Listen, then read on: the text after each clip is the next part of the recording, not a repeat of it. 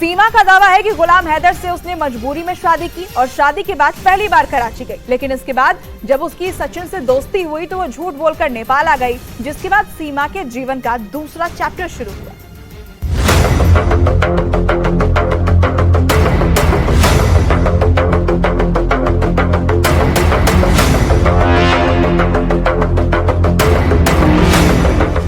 सीमा हैदर और सचिन मीणा की कहानी में नेपाल एक अहम चैप्टर है।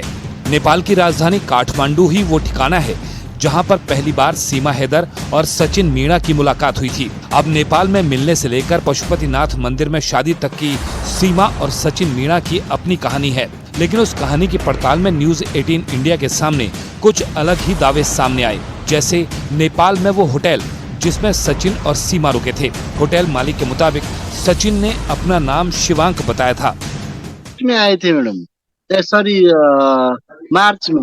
वो लोग सुबह शाम को निकलते थे मैडम, दिन भर रूम में रहते थे और सुबह और शाम को थोड़ा वो लोग बाहर निकलते थे। तो ज्यादा से ज्यादा वो लोग बाहर ही खा के आते थे, खाना पीना सब। सचिन ने फेक नाम दिया था हमको, और उनको जब हमने न्यूज में दिखा तो उनका नाम सचिन है। हम भी थोड़ा शौक हो गया, और उनका नाम जो हम लोग ने एंट्री किया था यहाँ पर वो डेट में, यहाँ पर और कुछ नाम, जैसे पहले दिन सचिन आया था, सचिन ने एंट्री करवाया, तो दूसरे दिन फिर वो आया था, उनकी जो सीमा है, सीमा दूसरे दिन आई थी। तो पशुपतिनाथ मंदिर में शायद हुई थी, और ये हमको भी उतना आइडिया नहीं है। तो मैंने जो वीडियो दिखा था, जो उन्होंने सिंदूर डाले थे, वो सिंदूर यहाँ जो हमारा ये रूम का था। नेपाल के काठमांडू में ये न्यू विनायक होटल है जहां सीमा और सचिन रुके थे। होटल मालिक की सभी बातों से सचिन और सीमा का बयान मेल खाता है, लेकिन सचिन इस बात से इनकार करते हैं कि उन्होंने फेक नाम का इस्तेमाल किया था। उधर जब नेपाल में गई तो होटल में वो होटल वाला कह रहा है विनायक वाला कि आपने नाम कुछ और बताया था। नहीं सर पहले तो ये बाद में आई थी, पहले तो मैं ही गया था। अच्छा। मैंने बुक कराया था। जब मैं काठमांडू न्यू बस पार्क पहुंचा था तो वो अंकल थे जो बस से उतरते थे, मेरे को बुलाया, उनकी कोई कमरा चाहिए किराए पर। मैंने कि हाँ चाहिए। उनकी मेरी बीवी आएगी शाम को, वो भी रहेगी यहाँ पर। तो ये झूठ बोला आपने वहाँ पे? हाँ। और क्या कहते हैं वो, हम मान गए होटल पर गए। मैंने पूछा उनके आधार कार्ड तो नहीं चाहिए, तो उसने बोला नहीं आधार कार्ड की कोई ज़रूरत नहीं है, रख लो बेटा तुम। तो क्या कहते हैं फिर उन्होंने बस ये पूछा था कि कहाँ से हो और क्या नाम है। मैंने बताया था कि सचिन नाम है और मैं दिल्ली के पास नवेड़ा में रबूपुरा गाँव वहाँ से हूँ बस। और उनके ऊपर है, उनने नाम लिखा ना लिखा, हम तो सर 24 घंटे के अंदर उन्हें 500 रुपये रोजीना दे देते थे। नेपाली। कितने दिन रहे उसमें? 7 दिन रहे। सीमा हैदर और सचिन का दावा था कि उन्होंने पशुपतिनाथ मंदिर में शादी की, लेकिन न्यूज 18 ने जब पड़ताल की तो पता चला कि पशुपतिनाथ मंदिर के रजिस्टर में सीमा और सचिन नाम की कोई एंट्री ही नहीं थी। 10 मार्च से 17 मार्च के बीच का रिकॉर्ड हम जो मांग रहे थे, क्योंकि उसी दौरान पाकिस्तान से सीमा यहाँ आई थी नेपाल में और सचिन भारत से नेपाल में आया था। उन्होंने कहा था कि हम 10 से 17 मार्च यहाँ रहे, तो उसके बीच में ही उन्होंने शादी पशुपतिनाथ मंदिर में करी थी। अगर वो करी थी तो इस पे होना चाहिए था। इसमें कोई रिकॉर्ड नहीं है, इसलिए हमें कभी लग रहा है इधर शादी नहीं किया है। हमारी पड़ताल में तो सीमा और सचिन का दावा सही साबित नहीं हुआ, लेकिन सचिन और सीमा ने अपनी शादी की तस्वीरें जारी की। ये तस्वीरें ब्लैक एंड व्हाइट हैं और इसमें दिख रहा है कि दोनों ने माला पहनी है। सीमा सचिन का पैर छूकर आशीर्वाद लेते हुए दिख रही है और बच्चों के साथ एक परिवार की तरह फोटो खिंचाई गई। सचिन और सीमा के दावे पर जब सवाल उठाया गया तो उन्होंने बताया कि उन्होंने शादी पशुपतिनाथ मंदिर में ही की, लेकिन रजिस्टर में एंट्री नहीं की थी।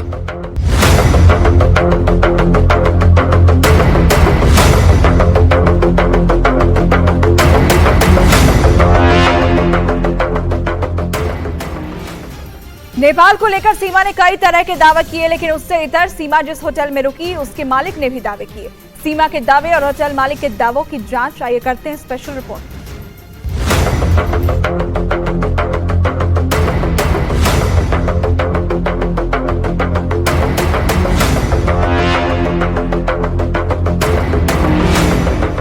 शादी का सच क्या है कहा नहीं जा सकता, लेकिन जब सीमा पहली बार नेपाल पहुंची थी तब वो अपने बच्चों को पाकिस्तान में छोड़कर आई थी। ऐसे में सवाल ये भी उठ रहे हैं कि सीमा ने अपने 4 बच्चों को 7 दिनों तक पाकिस्तान में कैसे अकेला छोड़ दिया। 4 बच्चे छोड़कर नेपाल चली गई, तो ये करना भी तो, इसमें भी तो शक पैदा होता है ना कि कोई अपने बच्चे छोड़कर क्यों नेपाल चला जाएगा। सर मैं अगर वहाँ तक आई वो मेरे लिए बहुत मुश्किल था। इनको पता है हर मिनट में अपने बच्चों से, अपने घर वालों से बात करती थी व्हाट्सएप पे। उनको मैंने लगा था कि मैं घूमने जा रही हूँ, हमारे वहाँ से जा रही थी, क्योंकि हम लाहौर शम्स तबरेज़ की दरगाह है, एक बीबी रुकैया पाक दामन के उनकी दरगाह है, तो हम शिया कबीले से हैं, शिया। तो वहाँ हमारे यहाँ जाते मैं ज़िंदगी में कभी नहीं गई थी, तो मैंने अपनी बहनों से ये ख्वाहिश ज़ाहिर करके मैं जाना चाहती हूँ। सब जा रहे हैं, मेरी दोस्त ने वो तो सब जा रहे हैं, मैं उनके साथ वैन जा रही हूँ, मैं उनके साथ घूमने जा रही हूँ, क्योंकि वहाँ का रास्ता 2 दिन का तो रास्ता है, 4 दिन रास्ते के और 3 दिन मैंने वहाँ रहने के उनको बताया। और यही सोच के मैंने 7 दिन की टिकट करवाई थी, क्योंकि बच्चे मैं अपनी बहन और चाची के पास छोड़ के जा रही थी। मेरा मुश्किल था बहुत आना, पर ये भी एक रिस्क था। अगर किसी को, मेरे भैया या चाचा मामा किसी को शक होता ना कि सीमा यहाँ हैदर को भी हो जाता, दूर से पता पड़ जाती मेरे ससुर को ना कि आपकी यहाँ गई हुई है, तो मुझे तभी ख़त्म करते थे। वो भी एक रिस्क मैंने इनके लिए उठाया कि हमें मिलना था, हम कभी मिले नहीं थे, मेरी ख्वाहिश थी। बीच में मैं बहुत बीमार भी हो गई थी, तो इसी वजह से मैंने मिलने के लिए मेरा ये भी रिस्क था एक सर, पर उनको पता नहीं था कि मैं नेपाल जा रही हूँ या ऐसा कोई है। या सीमा बार बार यही दलील दे रही है कि उन्हें पाकिस्तान में मार दिया जाएगा। पाकिस्तान में उनकी और उनके बच्चों की जान खतरे में है और इसीलिए वो हिंदुस्तान की सरकार से अपील कर रही हैं कि उन्हें यहीं रहने दिया जाए, उन्हें पाकिस्तान नहीं भेजा जाए, क्योंकि भारत ही वो जगह है जहां उनका कोई बाल भी बाका नहीं कर पाएगा।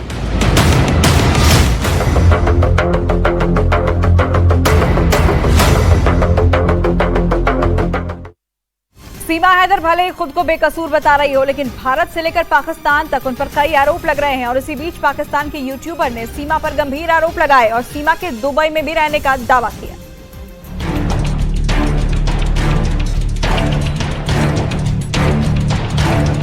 सीमा हैदर पर तमाम तरह के आरोप लगे। हिंदुस्तान से कम पाकिस्तान में सीमा हैदर को लेकर ज्यादा शोर हो रहा है और सरहद पार से सीमा की भाषा, उनके रहन सहन पर भी सवाल उठाए गए। जैसे आरोप लगा कि इतनी इंग्लिश और हिंदी बोलनी सीमा ने दुबई में सीखी। दुबई में काम करते वक्त सीमा के लिए ये भाषाएं सीखनी जरूरी थी। वो तमाम लोगों के लिए एक हब है, लेकिन वहां जब क्लब्स में लोग जाते हैं वहां इंग्लिश बोली जाती है और वहां की लड़कियां सीखती हैं इंग्लिश। इसने वहां से सीखी है इंग्लिश और ज्यादातर सुना है जिससे इसके राब्ते थे उससे ज्यादा इंग्लिश में ही बात होती है। और मैं इस बात पे क्रेडिट देता हूँ कि इंडिया की इंग्लिश बहुत, इंडिया में लोग इंग्लिश को भी अच्छा है, हिंदी को भी अच्छा समझते हैं, उर्दू को भी अच्छा समझते हैं, इंग्लिश को भी अच्छा समझते हैं। सारी जबान, सारी बोलियों की एक रिस्पेक्ट है, तो इसको सिखाई गई है। इसको प्रॉपर हिंदी जो है इसको आई आस्ता आस्ता नहीं आई, दुबई से आई है इसको, दुबई में। वरना आप उसको जिस जगह में ये रहती थी, अगर आप कहते हैं पाकिस्तान में, वहां सोच भी नहीं सकती इसको इंग्लिश आए। वहां पे इंग्लिश ये नहीं सीख सकती है, दुबई में सीखी इंग्लिश। हालांकि सीमा के मुताबिक उन्होंने अंग्रेजी के शब्द पाकिस्तान में अपनी तालीम के दौरान ही सीखे थे और वो बस अंग्रेजी के कुछ शब्दों का ही मतलब जानती हैं, जो बोलचाल का हिस्सा है। ये तो आप भी समझते हैं कि भारत के लिए पाकिस्तान दुश्मन मुल्क है।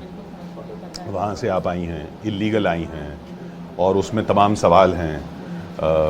ATS ने आपसे इंग्लिश में कुछ पढ़वा के भी दिखाया? सर जैसे 2-3 चीज़ें होंगी, ऑलवेज हो गया, आसान लफ्ज़ों के मुझे मतलब पता है, पूरी अंग्रेजी मुझे नहीं पता। जैसे ऑलवेज हो गया मतलब हमेशा, जैसे गुड हो गया कि सही, इस तरह चीज़ें मुझे पता है और मैं बोल भी लेती हूँ। इसका ये मतलब नहीं कि मैं पूरी अंग्रेजी पढ़, अगर आप लिखा पेन से लिखा हो मुझे अंग्रेजी देंगे मैं नहीं पढ़ पाऊँगी। हाँ, अलग अलग जो शब्द होते हैं मैं उनको समझ सकती हूँ, बस समझ है मुझे। तो कैसे सीखा आपने? मतलब ये मैं पढ़ाई कर दी सर, गांव में हमारे सरकार की तरफ से ही पढ़ाया गया था सर, मैंने वहीं से पढ़ा। और मेरा नौशार थी सबसे, हम तीनों बहनें 5-5 ही पढ़ी, ज़्यादा नहीं पढ़ी, पर हमको समझ है। एक चीज़ की समझ हो जाए फिर सारा पढ़ना आ गया आसान हो जाता है, तो मुझे वो समझ थी। और मैं टीचर मुझे कहती हुई थी कि सीमा, आप कराची में रहती थी ना? नहीं, मेरा बचपन खैरपुर मीरस गाँव में गुजरा है, मैं शादी के बाद कराची आई हूँ। जी सर।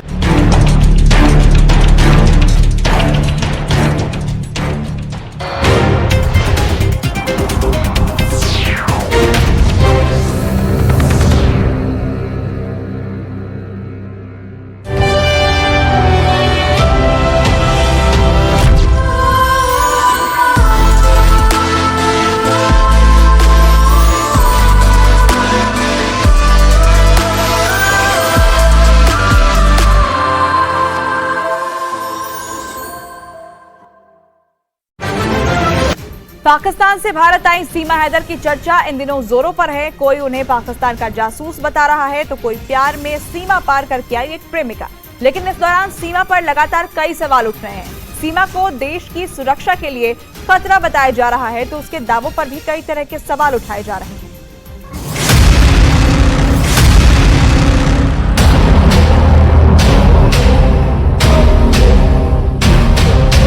सीमा हैदर पाकिस्तान से अपने 4 बच्चों के साथ नेपाल के रास्ते हिंदुस्तान आई और सचिन मीणा के साथ रहने लगी, तो पाकिस्तान में इसके खिलाफ आवाज उठने लगी।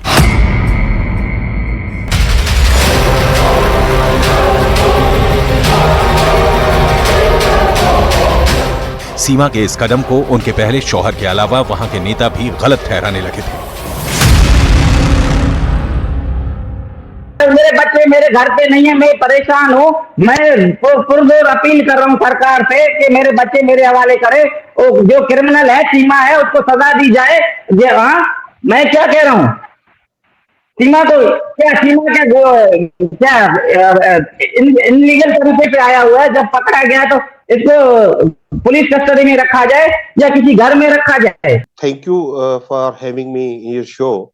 देखें, हम नाराज तो नहीं है, बात एक प्रिंसिपल की है, उसूल की है कि सीमा हैदर का ये जो कदम है, जो उसने स्टेप उठाए हैं, वो मोरली, वो लीगली और रिलीजियसली वो गलत किया है उन्होंने।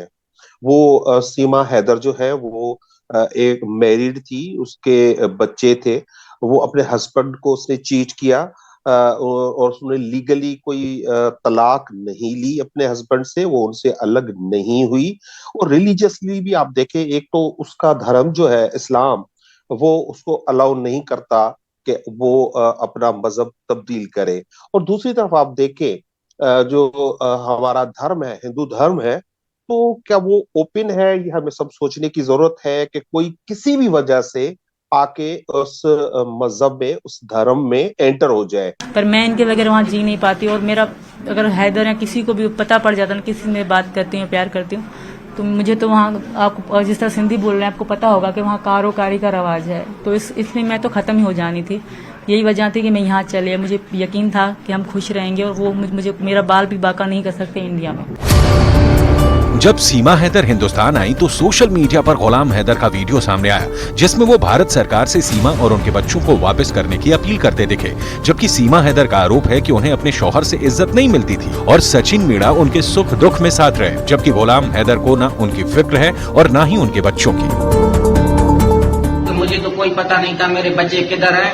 ये भारत मीडिया से मैंने एक क्लिप देखा था कि मेरे बच्चे भारत के पुलिस कस्टडी में है। मैंने देखा, मेरा होश उड़ गए, मेरे बच्चे कैसे चले गए। सीमा मेरा घरवाली है, फरहान, फरवा, फरहा, फरी, तीनों बेटी। मैं मोदी सरकार को हाथ जोड़ के गुजारिश करता हूँ, अपील करता हूँ कि मेरे बच्चे मेरे हवाले करें, पाकिस्तान के हवाले किए जाए। बच्चों के पिता तो उधर हैं, बच्चों के पिता उधर हैं। अब सर एक बात से, इतनी बात से आप समझदार सोच सकते हैं, जब मैं 2 महीने तक लापता थी, जब मेरी बहनों ने एफआईआर कटाई कि सीमा गुम हो गई, हैदर सऊदी में बैठ के क्या कर रहे थे? इंतजार कर रहे थे सीमा मीडिया पे आए या कहीं पे मैं बोलूं। वो कह रहे 70-80 हज़ार रुपए भेज रहा हूँ हर महीने। वापस क्यों नहीं गए वो मुझे ढूंढने के लिए? आप इतनी सी बात के सोच लें, मेरे छोटे से बच्चे, मेरे बड़े बच्चे नहीं है, 10 साल का कोई भी नहीं है, तो कभी उनको ढूंढने क्यों नहीं गए? वहाँ बैठ के नारे लगा, क्यों पाकिस्तान खुद नहीं जा रहे, खुद क्यों नहीं कोशिश कर रहे? सिर्फ सर बातें हैं सर। अगर वो इतना अच्छे होते शायद मैं यहाँ ना होती, सचिन के लिए मेरी जिंदगी में जगह ना होती। नहीं, पर बच्चे अगर कहें कि भाई हमारे पिता तो वो हैं, बच्चे कहेंगे तो बच्चे को मैं जाने दूंगी सर, पर बच्चों ने कभी उनका प्यार ही नहीं देखा। आप अगर बच्चे सचिन हैदर के पास जाना चाहेंगे ना, मैं भेजूंगी खुशी खुशी। अगर वो रोएंगे तो मैं नहीं भेज सकती सर। मेरे बच्चे मुझे ही माँ मानते हैं, मुझे ही बाप मानते हैं।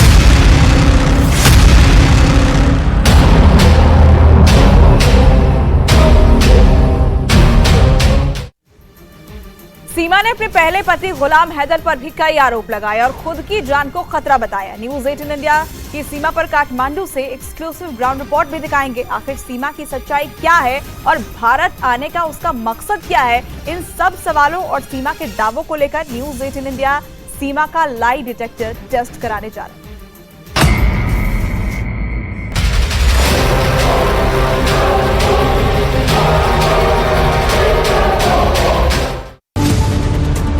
सीमा हैदर और गुलाम हैदर की शादी की तस्दीक करने वाला एक दस्तावेज सोशल मीडिया पर सामने आया था।